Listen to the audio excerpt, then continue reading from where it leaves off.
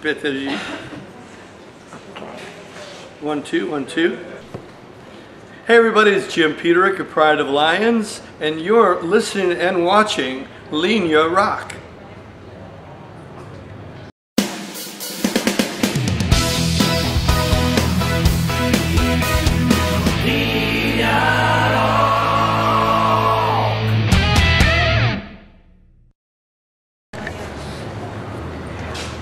Hi Jim.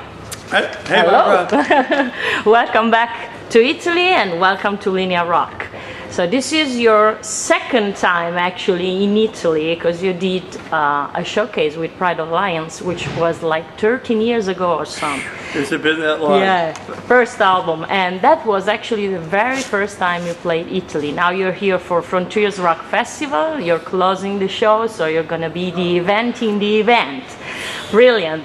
So why did it take so long for you to come to Italy? How, happened that you never came here? Wow, it's hard to say. Scheduling, I'm busy in America, a lot of shows with the Ides of March and World Stage, various projects, and it never came together. And I was, why can't we play Italy? And then finally, Serafino calls me up and says, Maestro, we want you to headline the big rock fest. And I go, yes. And what's really funny is last year, almost exactly a year from today, my family was in Italy on vacation, and we were in Florence, and then we hiked for 8 days at Cinque Terre. Killed us. And then we flew to Rome, or took a train to Rome. Right. But in Florence, we're walking the streets, me and Karen and my son and his wife, and I see this ghost. I go, holy shit, it's Jack Blaze. And he sees me and I say, oh! And I go, what are the odds of meeting you in the middle of Florence? He said, Jim, we just played the big Frontiers Rock Fest. It was great, And I was like really jealous, I want to do it. So a year later, here I am. Here you are. Here I am. And also, with Survivor, you never came back in the days to Italy or to Europe even very often. So that was a choice, or is it? Man, that's all, I don't want to get into that one. Okay. I wish we had done more. There was I can't explain it really. Okay. Yeah, we did Germany a number of times, but never happened. Never Italy. Anyway, okay. Making up for it now.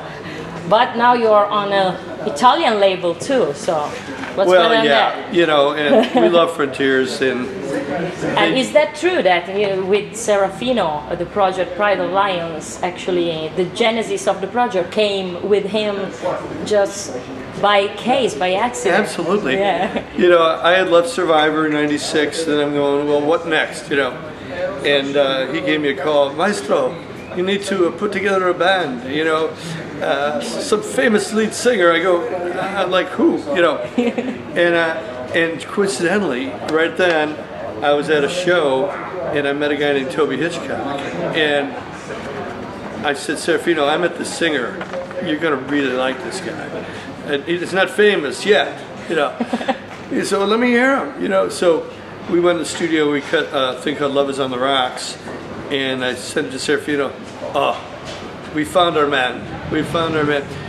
So, and then they flew into America, and we met in Nashville, and we did a playback of the first 4 things we did. It's Criminal, Gone, Love Is on the Rocks, and one other. It was he and Mario, and they said, we're signing this. This is great.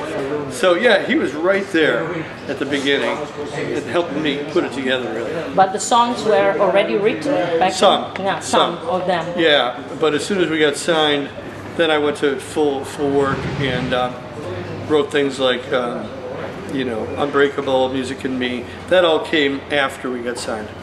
And what's in the can now for Pride of Lions? What's the next move?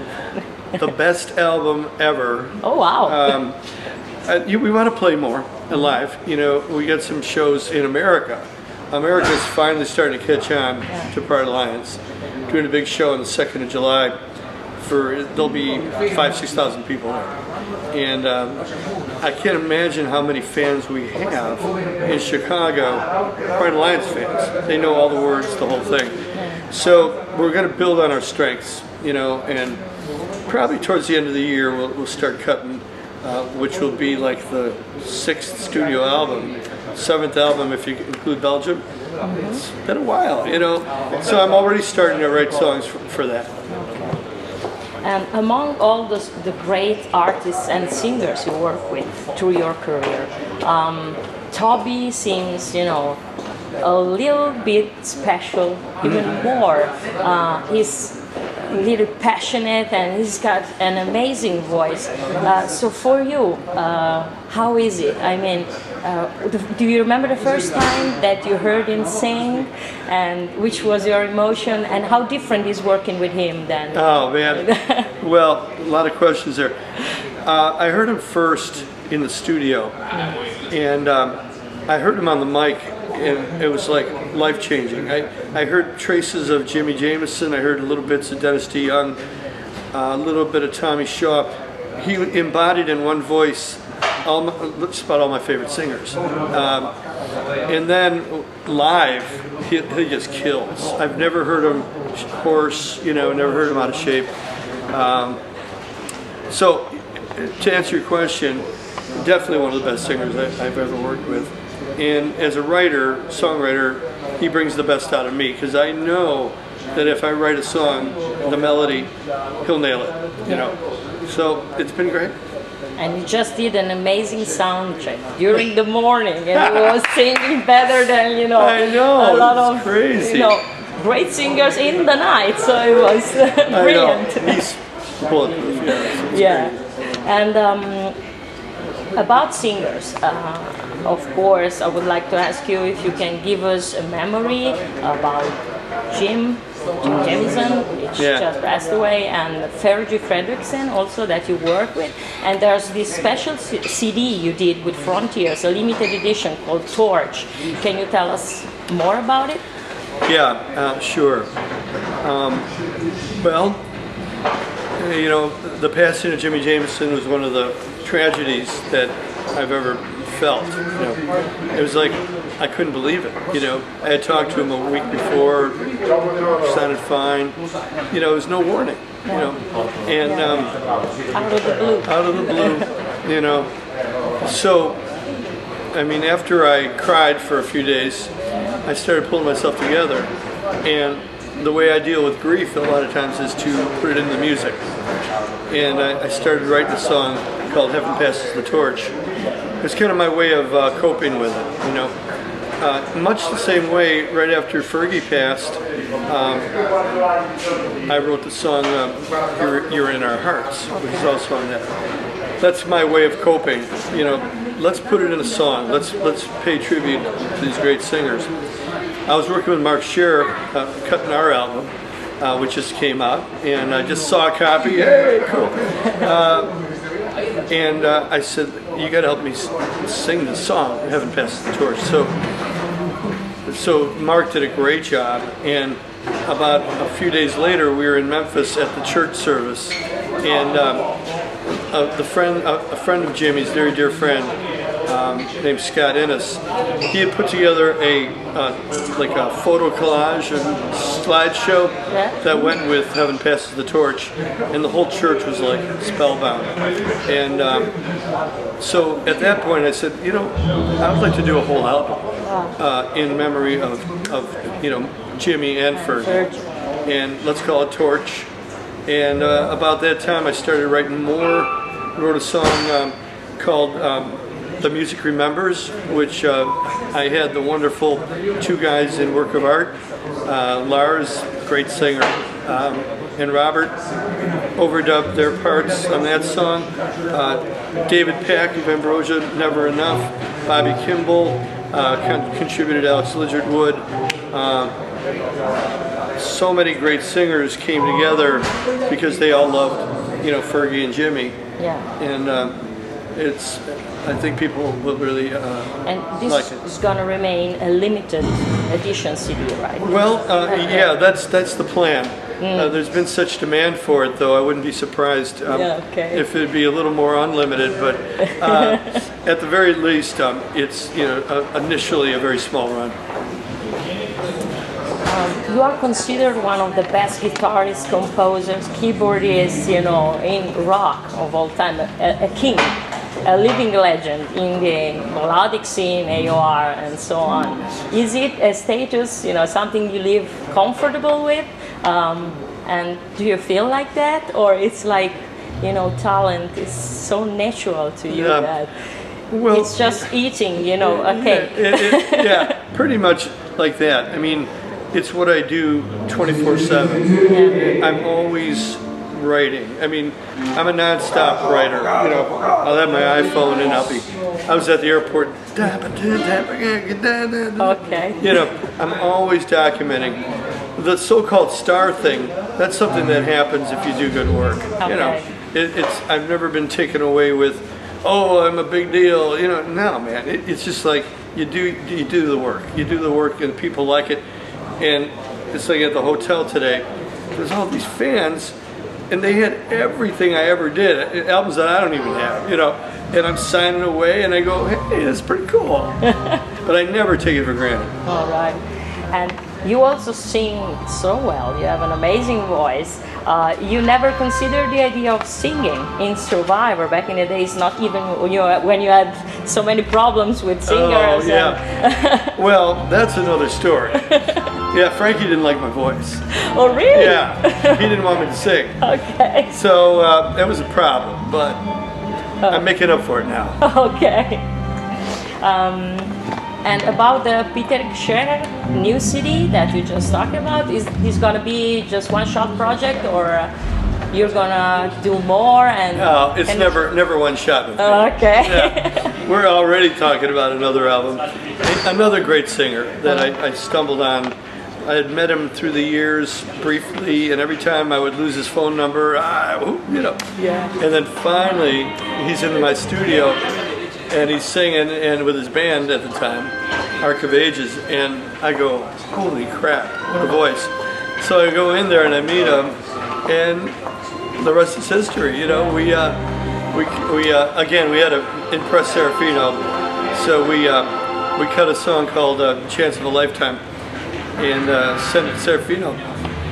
Maestro, who is this boy? He's pretty good, So signed us, and risk everything. Very proud of it. You did a lot of things in your career: Mecca, solo artist, Survivor, Ides of March, a lot of things. Yeah. Are you ever planning? You just released the book, actually, Through the Eye of the Tiger, yes, which is available. So it is. Are you planning also like a documentary on your career, a DVD where it's gonna span the whole career? Only if you produce it, Barbara. Okay. All right. You have the vision. To Mario. You have the vision. Who knows? Who knows? You never thought anything about that? No, not really. It sounds like a good idea, though. Yeah, it is. But we'll see. Okay. Yeah. Do you have any regrets in your career? Maybe also about Survivor? Yeah, I mean, we all have regrets, right? I guess the biggest one, I mean, it sounds selfish, but like we were saying, I didn't stand up for myself in the band Survivor, because I really love playing guitar and I love singing. Yeah. And I was discouraged from doing both. With Frankie, there's only room for one guitar player, Okay. and his vision of the band was one singer. Yeah. And luckily, I mean, we had great singers, Dave Bickler and Jimmy. But even they said, Jim, why don't you sing? Give us a break, And Frankie did, nah. So if I had to do over again, I would have said, yeah, dude, I'm singing, okay? Period. Like it or not. By the way, your chemistry with Frankie was magical. Oh yeah, no doubt. Was something, so unique, that really happened. Something about that. Yeah, so. Yeah. How can you explain that? It's simply happened. It's like Jagger and Richards, Okay. Lennon and McCartney. Okay. Yeah, there's the tension sometimes helps on stage. Okay. A curiosity about Eye of the Tiger. Was it really Sylvester Stallone who liked it and chose it for the Rocky movie, and or he called and just asked for a song? What happened? The phone call. It changed my life. Yeah. Hey Jim, yo, give me a call. It's Sylvester Stallone. I go, yeah, right, whatever. It's a joke, right? Yeah. So I called him back, and he said, I love your band Survivor. That song, Poor Man's Son, that's the sound I want, you know. And I said, is this really Sylvester Stallone? He goes, yeah, call me Sly. All right, Sly. And yeah, sent us the rough cut of the movie. Frankie and I got together the next day and watched the beginning, and I just started playing. Yeah. And 3 days later, we had the song. Sent it to Stallone. Oh my God. You guys really did it. You did it. Yeah. He loved it. Okay, and that changed your life. Is that one of the best songs that you think you wrote? Or? I think it is, because, I mean, listen to the response. Yeah. I mean, it's still around 30, how many years And how later? do you feel it? As good as the day I wrote it. Okay. As good as the day we first played it on stage, and people were pumping their fist, and we go, Frankie, I think we got something here. Eye of the Tiger is one of those songs that everybody, you know, would like to write once in a life. Yeah. But is there any song from any other artist or band that you wish you wrote? So actually? many. So many. Okay. Oh, I mean, some of the Journey stuff is just, I wish I wrote, you know, Open Arms, Don't Stop Believin'.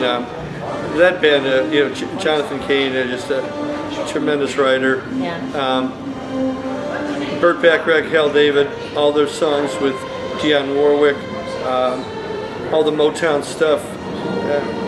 Big fan of the song.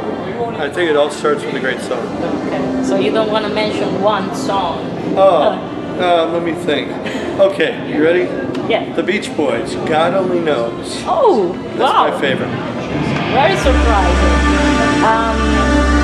You're one of the first artists in the rock scene that started, you know, with collaborations, mixing projects. Was that a vision for you? You are a pioneer of those kind of things. How did it start? Well, I'm a good collaborator, and John Colodner, the guy that signed the Survivor, started putting me together with different artists, Henry Paul, Sammy Hagar, 38 Special, Steven Tyler. And I realized that I'm pretty good at this, you know, of taking the personalities and motivating people. And before leaving you, let me compliment to you for your perfect shape. It seems, you know, years never pass for you, so you have an amazing look. Look at those boobs, you know. Right. Amazing. Ostrich. So that is to testify that rock and roll gets you immortal. I'm telling you, I am immortal. I don't feel that way in the morning, but no, I'm a very happy guy, and married for 43 years to a great lady, great son, and I get to do what I love. That keeps you young. Do you still dream? Do you still have a goal, or are you completely fulfilled? Never. I always feel my best song is next year. Okay. And I want to do a movie, I mean a play. A play. Based around my music. Someday. So that's a dream. Okay. Thanks so much, Jim, for your time. Barbara, and to all my friends, keep rocking. Thank you. See you next time.